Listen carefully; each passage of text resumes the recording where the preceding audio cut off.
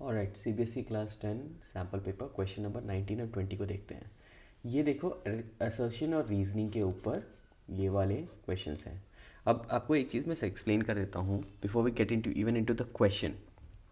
बहुत लोग यहाँ पे कंफ्यूज होते हैं असर्शन रीजनिंग को लेकर कि असर्शन रीजन एग्जैक्टली क्या होता है। अब देखो यार, एक तरह से ना इनको दो स्टेटमेंट मान के चल लो कि अगर किसी ने एक चीज़ कही और उसके साथ उसका एक मतलब हुआ, एंड देन हमारा रीजनिंग उसका है कि नहीं।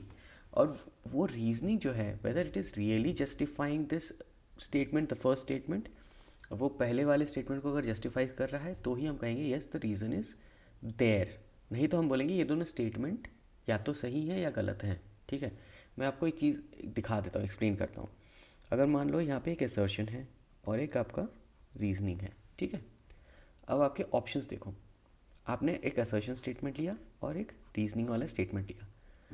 ऑप्शन ए क्या कहता है, when both assertion and reason are true, ठीक है, and reason R is the correct explanation of A. अब यहाँ पे क्या है, अगर मेरे को ऑप्शन ए लेना है तो असर्शन भी सही होना चाहिए, रीजनिंग भी सही होनी चाहिए, लेकिन यहाँ पे क्या है, आपका रीज़न जो है वो असर्शन को जस्टिफाई करने वाला होना चाहिए। मतलब ये जो स्टेटमेंट दिया गया है वो इसी रीज़न के बेसिस पे है, तो वो आपका आंसर ऑप्शन ए बनेगा। ऑप्शन बी क्या है आपका, both assertion and reason are true, ठीक है, ये भी सेम है, and R is not the correct explanation of A. अब यहाँ पे बहुत सारे बच्चे कंफ्यूज होते हैं। बाय डिफ़ॉल्ट क्या होता है ना, लोगों को ये कॉन्सेप्ट्स पता होते हैं जो असर्शन रीज़न के हैं, बट उनको यहाँ नहीं पता कि मुझे कौन सा ऑप्शन सेलेक्ट करना है। तो अगर उन्होंने देखा कि असर्शन भी सही है, रीजनिंग भी सही है, तो बाय डिफ़ॉल्ट वो ऑप्शन ए टिक करके आ जाते हैं, जो कि नहीं है। आपको ऑप्शन बी के लिए भी सोचना है, क्योंकि अगर R is not the explanation of A, that right, R as an reason is not the explanation of assertion, तो ही आप बी पे जाओगे। तो बहुत जगह क्या होता है, लोगों को लगता है कि ये दोनों सही है, चलो भाई ए दिखा मेरे को, मैं ए पे मैं टिक करके आ गया।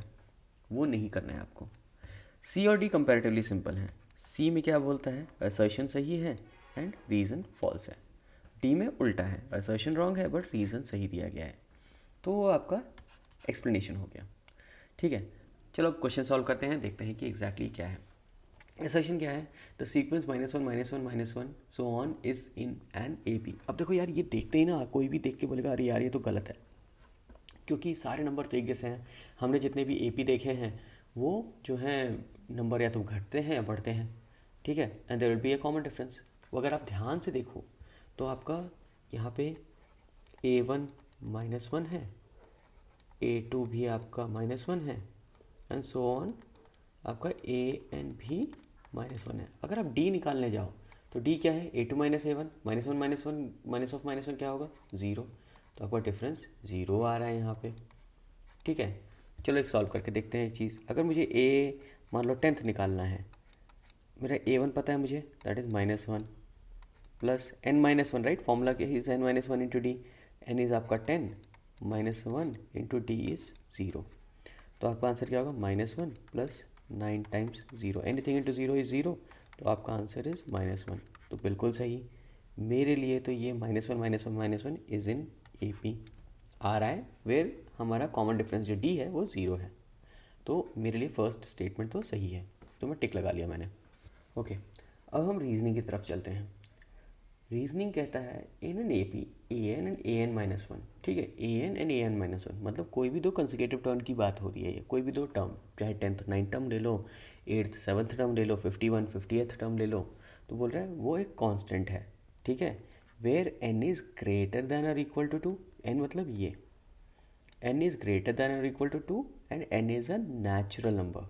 अब यहाँ पे कैच देखो आप, यहाँ पे कैच क्या है, ए एन और an-1 लेते हैं हम।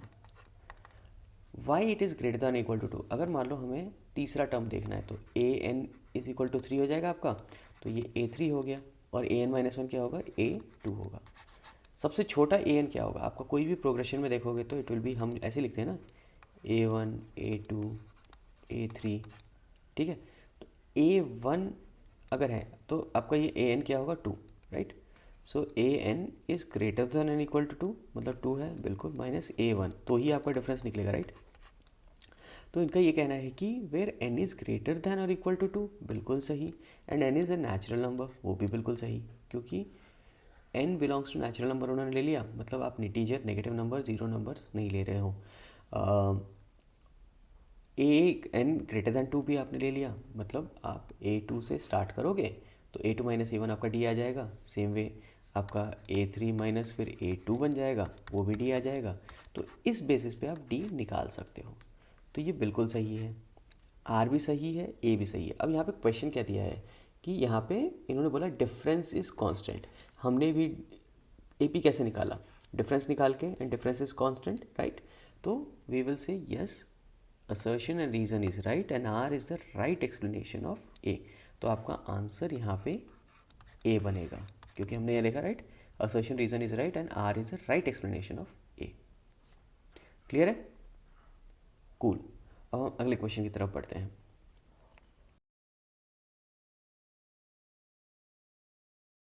ओके, यहाँ पे सर 20th क्वेश्चन, यहाँ पे assertion दिया गया है 2 + √3 times √3 is an irrational number, और यहाँ पे लिखा है product of two irrational number is always irrational.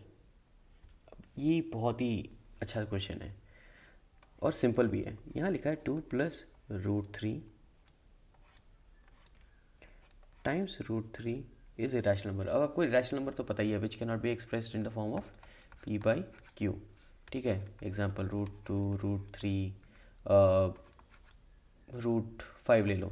क्या √25 होता है इरेशनल?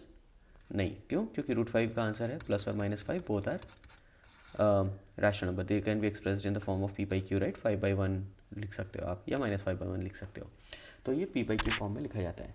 तो यहाँ पे पहले लिखा है कि क्या ये इरेशनल नंबर है। पहली चीज़, पहली बार में देख के लोगों को लगेगा कि पता नहीं, हो भी सकता है नहीं।